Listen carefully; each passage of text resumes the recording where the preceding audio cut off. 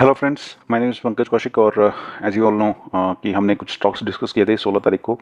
और we just want to analyze कि किस तरीके से चीज़ें चल रही हैं। और एज यू ऑल नो कि इजराइल और ईरान का वॉर जो है वो कहीं ना कहीं कभी इस करवट बैठता है, कभी उस करवट बैठता है। तो मार्केट में थोड़ा सा पैनिक सिचुएशन आप बोल सकते हैं, या फिर ये बोल सकते हैं कि जो चीज़ें हैं वो उतना अच्छे से ऊपर नहीं जा रही हैं जितना ऊपर अगर मार्केट सिचुएशन नॉर्मल रहती तो जाती। ठीक है।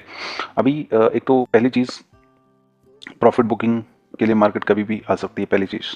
दूसरी चीज़, इलेक्शंस का समय भी चल रहा है इंडिया के अंदर। As you all know, Lok Sabha election एक बहुत ही प्रोमिनेंट चीज़ होती है, स्पेशली मार्केट के लिए। तीसरी चीज़ क्या है, उसमें एक जियोपॉलिटिकल इशू भी आ गया है, युद्ध। और युद्ध भी ऐसा वैसा युद्ध नहीं है कि बाई चांस, हालांकि अभी सच चीज़ें जो है एस्केलेट नहीं हुई हैं, बट युद्ध भी ऐसा है जो अगर किसी साइड लेता है, क्योंकि ईरान के साइड रसिया और इवन चाइना, ठीक है, और इसराइल के साइड यूएसए और वो सब। हालांकि I am not a Jio political expert, but the thing is कि उसके दोस्त ब्रिटेन, यूएसए वगैरह है इसराइल के, और उनके कौन है अपना एक तो मुस्लिम वर्ल्ड तो है ही, साथ में रशिया और चाइना भी उसके कहीं ना कहीं सपोर्ट में आते हैं। राइट। तो इस तरीके से चीज़ें चल रही हैं। तो ऐसी सिचुएशन में जो रिटेल मानो या फिर स्मार्ट मनी मानो, वो थोड़ा सा अपना थोड़ा थोड़ा प्रॉफिट बुक करना कोशिश करती है। बट द थिंग इज, यहीं पे एक चीज सामने आती है कि अगर कल को एकदम से न्यूज आ जाए कि मार्क वॉर नहीं होगा, चीजें एस्केलेट नहीं होंगी और एक दूसरे के ऊपर जो टिप्पणियां हैं वो भी होना बंद हो गई हैं, तो मार्केट देखिए एकदम से जंप करेगा। राइट। तो यहाँ पर हमारे लिए क्या है, हमारे लिए ये है कि जो पैटर्न दिख रहे हैं उसके हिसाब से थोड़ा बहुत ट्रेडिंग की जाए। और अगर बहुत ज़्यादा अगर लॉन्ग टर्म पोजीशन बिल्ड करनी है, उसमें कोई दिक्कत परेशानी नहीं है। अगर शॉर्ट टर्म के लिए करना है या स्विंग ट्रेडिंग करनी है, थोड़ा कोशियसली कर सकते हैं, उसमें कोई दिक्कत परेशानी नहीं है। चलिए एक रिव्यू कर लेते हैं कि हमने जो स्टॉक दिए थे वो वॉर लाइक सिचुएशन में भी किस तरीके का परफॉर्मेंस दे रहे हैं। और क्या सारे के सारे नेगेटिव हैं, सारे के सारे पॉजिटिव हैं, या कुछ नेगेटिव कुछ पॉजिटिव हैं। 60-70% अगर पॉजिटिव मिलते हैं तो हम फिर भी समझेंगे कि हाँ ठीक है, हमारा रिव्यू थोड़ा सा ठीक तरीके से गया है। राइट। तो चलिए पहला जो स्टॉक दिया था ओएनजीसी था। यहाँ पर एक तो चैनल जो बनाया मैंने, रेक्टेंगल बनाया है, उसके अंदर ये घूम रहा था, उसको थोड़ा सा ब्रेकआउट दिया था। और साथ के साथ एक सिमेट्रिकल ट्राइंगल भी कहीं ना कहीं इसके अंदर बन रहा है, और सिमेट्रिकल ट्राइंगल को रिटेस्ट ये कहीं ना कहीं कर रहा है।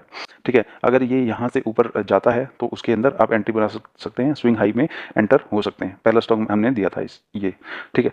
अगला स्टॉक हिंदुस्तान एरोनॉटिक्स। देखो इतना बड़ा ग्रीन कैंडल इसने बना दिया है, और फ्लैग एंड पॉल पैटर्न इसका ब्रेकआउट था। पिछली बार मैंने फ्लैग थोड़ा सा इस तरीके से बना दिया था, but the thing is, flag कोई भी पैटर्न ना परफेक्टली नहीं बनता है एक्चुअल मार्केट में। बुक में अलग तरीके से चीज़ें बनती हैं और एक्चुअल में अलग तरीके से चीज़ें बनती है। But this is how it is कि एक पर्टिकुलर चैनल में ये ट्रेड किया है और उसको बाद ब्रेकआउट करके रिटेस्ट करके और फिर से ऊपर जाने की कोशिश में है। तो इसको हम ले सकते हैं करीब करीब 4200 के आसपास का, 4300 के, 4000 प्लस का इसका टारगेट आपका सामने निकल के आता है। ठीक है।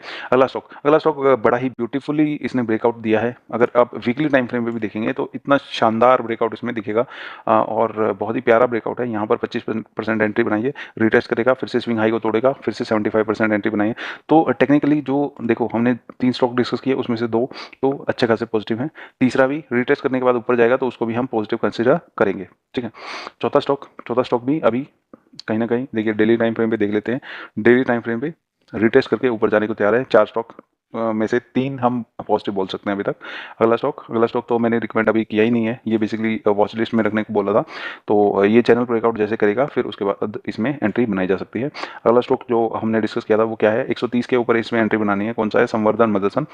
राइट। तो संवर्धन मदरसन इसमें देखो कितनी बार इसने जो है यहाँ पर रेजिस्टेंस लिया है। देखो जरा, मैं लाइन लगा देता हूँ, 1 2, ये भी इससे इस पर्टिकुलर लाइन पे आया ही नहीं, उससे पहले ही चला गया। 4 5 6, फिर 7 8, और अब फाइनली ये ऊपर जाने को तैयार है। ठीक है। तो इतनी सारी जो रेजिस्टेंस फेस करने के बाद अगर ये ब्रेकआउट देता है तो फिर सोचो, कम से कम इसका 60 पॉइंट के आसपास का इसका टारगेट निकल के आएगा। 130 के ऊपर एंट्री बनानी है तो करीब करीब 190 के आसपास का हम टारगेट लेके चलेंगे इसका। ठीक है। तो ऑल इन ऑल अभी तक छः स्टॉक हमने डिस्कस किए हैं। 5 के आसपास हम पॉजिटिव ले सकते हैं, कैलकुलेट कर सकते हैं। ठीक है। अगला स्टॉक गोदरेज प्रॉपर्टी रिटेस्ट कर रहा है, रिटेस्ट करके ऊपर जाता है तो हम एंट्री बनाएंगे। अगर रिटेस्ट करके नीचे रिटेस्ट करके, मतलब टेक्निकली ये सब जो सपोर्ट है इसको ब्रेक कर देता है, नीचे आ जाता है, तो इसमें एंट्री नहीं बनेगी। अगला स्टॉक सेल इन देखो ये भी रिटेस्ट कर चुका है। अब ये जैसे ही ब्रेकआउट देगा यहाँ पे या स्विंग हाई को तोड़ेगा 156 के आसपास, इसमें एंट्री बनाई जा सकती है। बट एज ऑफ नाउ ये रिटेस्ट कर चुका है, नीचे आया था बट ऊपर जा चुका है ये।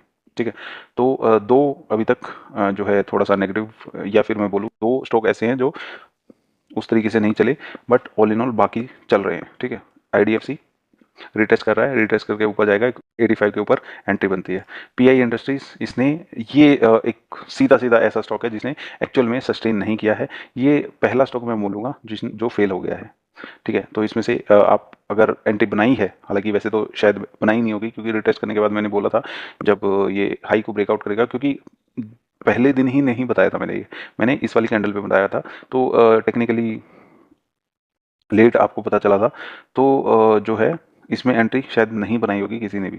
ठीक है, अगला स्टॉक लिंडे इंडिया, ये अच्छा खासा देखो कितना शानदार इसका जो है आपका ब्रेकआउट आया है। अब इसमें एंट्री बनाई जा सकती है। इसका स्टॉप लॉस करीब करीब 6500 रुपये के आसपास। अगर उतना बड़ा नहीं रखना तो पिछली कैंडल का लो करीब करीब 69 64 के आसपास का इसका जो स्टॉप लॉस है वो लगा के आप चल सकते हैं। लिंडे इंडिया अच्छा खासा ब्रेकआउट है, शानदार प्रीवियस स्विंग हाई जो है वो तोड़ दिया इसने। अगला स्टॉक आदित्य बिरला कैपिटल, ये डेली टाइम फ्रेम पे, हालांकि वीकली में भी देख सकते हैं, डेली में भी देख सकते हैं, डेली टाइम फ्रेम पे भी इन्हें सपोर्ट कहीं ना कहीं प्रतिस्थापित कर लिया है। और जैसे ही स्विंग हाई को तोड़ेगा 210 रुपये के आसपास इसके ऊपर आप एंट्री बना सकते हैं। अगला स्टॉक जो डिक्सन टेक्नोलॉजी वैसे ही मैंने बताया था, इसके बारे में थोड़ा सा डिस्कशन भी किया था, कितना शानदार स्टॉक है। और पिछला वीडियो आप देखना चाहते हैं तो देख सकते हैं। करीब करीब इसने प्रीवियस जो स्विंग हाई था उसको रिटेस्ट भी कर लिया है और एक अच्छा खासा जो कैंडल है वो भी इसने दिया है। अब ये इस 10,000 पे जाने को कहीं ना कहीं तैयार है। अगला स्टॉक हम डिस्कस करेंगे तो ये पेट्रोनेट एलएनजी, ये रिटेस्ट कर रहा है, जैसे ही स्विंग हाई तोड़ेगा फिर उसके बाद एंट्री बनाएगा। मैंने टारगेट वगैरह इसके सारे कुछ दिया हुआ है पहले से आपको। अगला स्टॉक हुडको में भी रिटेस्ट कर रहा है, जब एक ग्रीन कैंडल बनेगी और स्विंग हाई तोड़ेगा उसके बाद एंट्री इसके अंदर बनेगी। ठीक है, हनीवेल ऑटोमेशन, ये भी मैंने स्टॉक दिया था, इतना बड़ा स्टॉक है, 44,000 के आसपास का स्टॉक है, तो इसको एक बार देख लीजिएगा इसमें एंट्री बनानी है कि नहीं बनानी। कुछ लोग हो सकता है बनाएं, और काफ़ी समय से ये जो साइडवेज चल रहा था, देखो ये लाइन क्या बता रही है, ये लाइन बता रही है साइडवेज चल रहा था और अब तोड़ के जा रहा है। तो करीब करीब प्रीवियस हाई इसका 50,000 है, ये तो पहला टारगेट है। अगर तोड़ के और ऊपर जाता है करीब करीब 55-56 हज़ार के आसपास भी जा सकता है। राइट, तो वैसे इसका टारगेट करीब करीब 52,000 के आसपास मैंने पिछले वीडियो में दिया था। ये भी अगला स्टॉक है जो सस्टेन नहीं कर पाया। दो स्टॉक ऐसे हैं, एक तो पीआई इंडस्ट्रीज, एक गुजरात गैस, ये दो स्टॉक हैं जो एक्चुअल में सस्टेन नहीं कर पाए। हालांकि इसमें किसी ने एंट्री नहीं बनाई होगी क्योंकि इस कैंडल पे जो मार्केट जब चल रही थी, मार्केट के चलते हुए ही मैंने ये स्टॉक डिस्कस किया था। ठीक है, अगला स्टॉक बीएससी, इसके अंदर एंट्री आप बना सकते हो। इसके अंदर तो एक क्या है ना, ये फ्लैग एंड पोल पैटर्न के अंदर एक और फ्लैग एंड पोल पैटर्न बन रहा है और इसका टारगेट भी 3800 रुपये के आसपास निकल के आ रहा है। इसके अंदर एंट्री ब्रेकआउट पे बना सकते हैं 2900 के ऊपर। अभी भी एंट्री बनाना चाहते हैं तो एक बहुत ही छोटा स्टॉप लॉस इसका लगेगा। छोटा स्टॉप लॉस कितना, ये यहाँ पे एंट्री बनेगी और इसका स्टॉप लॉस लगेगा करीब करीब 2700 रुपये, 60-70 रुपये का स्टॉप लॉस लगेगा इतने बड़े स्टॉक में। और ये इसका पहला हाई या लगभग 2900 रुपये, और फिर अगर ब्रेकआउट देता है तो 3800 रुपये के आसपास का इसका टारगेट निकल के आता है। अगला stock LIC housing finance corporation. देखो एक चीज़ और कि जैसे जैसे फेड जो है या फिर RBI जो है रेपो रेट वगैरह कट करना शुरू करेगा, तो ये जो जो अपना हाउसिंग वाली कंपनियां हैं वो अच्छा परफॉर्म करना शुरू करेंगे। ठीक है, तो कौन कौन सी कंपनियां हो सकती हैं, तो वो कंपनियां फाइंड आउट करने के लिए आप हाउसिंग की कंपनी, हाउसिंग डेवलपमेंट या फिर एप्टस वैल्यू हाउसिंग, और यहाँ पे पीयर्स कंपैरिजन में आके देख सकते हैं आवास फाइनेंस।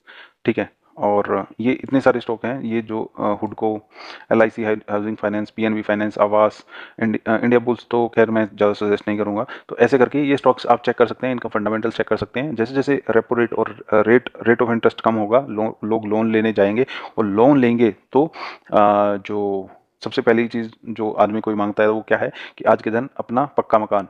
ठीक है, तो मकान अपना होना चाहिए, तो उसके लिए क्या करते हैं आप लोन लेते हैं और फिर ये फाइनेंस वाले स्टॉक जो पिछले 2-3 साल से परफॉर्म नहीं कर रहे हैं वो सब परफॉर्म करना शुरू हो जाएंगे। तो I am very much bullish on this. 2-3 चीज़ें जिनके ऊपर मैं बुलिश हूँ, सबसे पहली तो क्या है, हाउसिंग फाइनेंस। ठीक है, दूसरा फाइनेंशियल सेक्टर के अंदर जो BSE, NSE या फिर CDSL, कैम्प्स, और ये जो के फिनटेक, जो इस तरीके के स्टॉक हैं, इनके ऊपर मैं काफ़ी ज़्यादा बुलिश हूँ, क्योंकि और साथ ही साथ जो कंपनियाँ हैं, निप्पॉन इंडिया जो जो हमने डिस्कस की थी, अभी यहाँ पे हम डिस्कस भी करने वाले हैं, निप्पॉन इंडिया, और बाकी जियो फाइनेंस, और आपका आईसीआईसीआई सिक्योरिटीज़, जो ये इस तरीके, सिक्योरिटीज़ तो नहीं बोलूँगा, जो भी म्यूचुअल फंड की कंपनियाँ हैं, एचडीएफसी, एएमसी, जो इस तरीके की जो जो जो कंपनियां हैं, उन सब में से कुछ अच्छी कंपनियां निकालो, दो तीन, ठीक है, और उसको अपने पोर्टफोलियो में रखो ही रखो। ये मैं क्यों बोल रहा हूँ, देखो मैंने पिछली बार भी बताया था, बेसिकली क्या है कि हमारा इकोनॉमी जो है वो सिर्फ 4 ट्रिलियन का है, 4 ट्रिलियन से भी नीचे है स्टॉक मार्केट, और अमेरिका का 100 ट्रिलियन है। तो वहां पे एक कंपनी है ब्लैक रॉक, वो कितने ट्रिलियन की है, 14 ट्रिलियन की है। तो इंडिया में भी 100 ट्रिलियन की बात नहीं कर रहा मैं, लेकिन इंडिया का टारगेट क्या है, इंडिया का टारगेट है करीब करीब 40 ट्रिलियन का होने का। कहाँ तक, उन 2047 तक, लगभग 25 साल में। ये स्टेटमेंट कब आया था, ये स्टेटमेंट आया था 2022 में, ठीक है। तो 25 साल का टारगेट यहाँ से 12 गुना है। तो 12 गुना इकोनॉमी का टारगेट है, तो सोचिए कि जो एक्चुअल में हमारा कैपिटल कितना गुना होना चाहिए, कम से कम 100 गुना। इकोनॉमी 12 गुना होगी तो हमारा कैपिटल कितने गुना होगा, 100 गुना, कम से कम। मैं क्यों बोल रहा हूँ ऐसा, ये तब होगा जब हमारा स्टॉक सिलेक्शन अच्छा होगा। और उसका एक तरीका ही क्या है कि जो ये जो एसेट मैनेजमेंट कंपनियां हैं, ये बहुत शानदार रिटर्न दे सकती हैं, क्योंकि देखो BlackRock, Fidelity, VanEck, ARK Invest, ये सब एक एक, दो दो, तीन तीन, 14 ट्रिलियन, 60 ट्रिलियन, 5 ट्रिलियन, ऐसी कंपनियां हैं ये। और निप्पॉन इंडिया कितने कितने इसका मार्केट कैप देखो कितना है, इसका मार्केट कैप आप देखने जाओगे तो कितना निकलेगा, 33 हजार करोड़। देखो जरा, Nippon life asset management company 35 हजार करोड़ अभी हो गया होगा थोड़ा बहुत। और कौन कौन सी कंपनियां हैं, बजाज फिंसर्व, बजाज, चोला फाइनेंस, श्रीराम फाइनेंस, ये अच्छी खासी कंपनी है, H D F C, A M C है, अपना मोतीलाल ओसवाल है, मोतीलाल ओसवाल फाइनेंशियल सर्विसेज, ये भी एक अच्छा खासा स्टॉक है। पी रेशो इसका बहुत ज़्यादा कुछ नहीं है। तो इसके जो जो रेशियोज हैं, आर ओ सी, आर ओ ई, सब आप देख सकते हो, ठीक है। इसका जो फाइनेंशियल है, जो आप देखोगे तो कॉन्टिन्यूसली इंक्रीजिंग है। तो इस तरीके से आप एनालाइज कर सकते हो स्टॉक्स को। एक्सपेंसेस, जो प्रॉफिट मार्जिन है वो देखो किस तरीके से बढ़ रहा है, ठीक है। इनके हाथ में रिजर्व्स हैं कि नहीं है, रिजर्व्स रिजर्व्स हालांकि देखना एक थोड़ा रॉन्ग तरीका हो जाता है, क्योंकि बेसिकली पैसा दूसरों का मैनेज कर रहे होते हैं, ठीक है। तो इस तरीके से चीज़ें आप देख सकते हो इसमें। फिर और आप देखना चाहो तो F I I, D I S किस तरीके से परफॉर्म कर रहे हैं। एफ आई आई तो माल थोड़ा सा निकाल रहे हैं, लेकिन D I S mall add कर रहे हैं, ठीक है। ऑल इन ऑल 16% से 17%, मतलब कहीं ना कहीं स्टेगनेंट है चीज़ें। तो इस तरीके की से आप एनालिसिस कर सकते हो इन चीज़ों का, ठीक है। हालांकि मैं I not derail much from the target, जो हमारा टॉपिक है, बट एक व्यू पॉइंट मेरा देने की कोशिश है। अगला स्टॉक लॉयड, अच्छा खासा इसने जो है सस्टेन किया है ये अपने लेवल पे, और इसको ले सकते हो। कुबोटा भी 3%, देखो 3% हाई पे उसने डे क्लोज दिया है, डेली टाइम फ्रेम देखो 3% ऊपर इसने क्लोज दिया है एक ही दिन में, ठीक है। तो ये स्टॉक मैंने 16 तारीख को डिस्कस किया था। फिर अगला स्टॉक है नेशनल एल्यूमिनियम, ये भी एक करीब करीब फ्लैग एंड पोल पैटर्न इस बना रहा है। तो और इसकी कुछ न्यूज़ भी आई थी, तो उसको उसके हिसाब से भी चीज़ें आप देख सकते हो। नेशनल एल्यूमिनियम को कुछ ऑर्डर्स वगैरह मिले हैं, और फ्यूचर के लिए अच्छा खासा एक स्टॉक रह सकता है आपके लिए।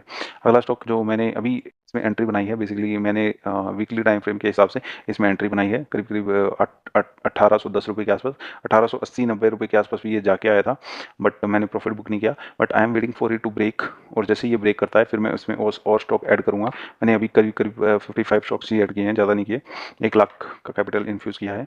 और I am waiting for it to basically break this line, और फिर उसके बाद थोड़ा सा मैं एडिशन इसके अंदर करूँगा। तो देखो 2 या 3 स्टॉक को छोड़ दिया जाए तो बाकी सब स्टॉक कहीं ना कहीं पॉजिटिव ही बंद हुए हैं, मार्केट सेंटिमेंट ओवरऑल नेगेटिव होते हुए, राइट। तो इस तरीके से चीज़ें आप एनालाइज करेंगे, जिस तरीके से चीज़ें आप देखेंगे उस तरीके से चीज़ें आप होती चली जाएंगी, राइट।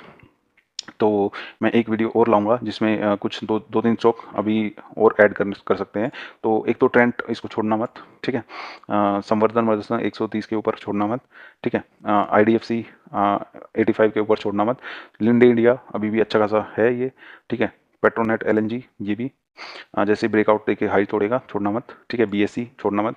तो ऐसे करके ये कुछ स्टॉक हैं जो आप देख सकते हो। राइट।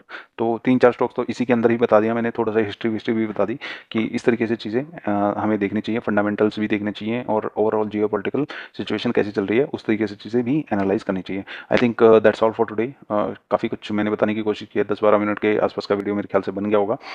तो चलो, thank you so much guys. अगला वीडियो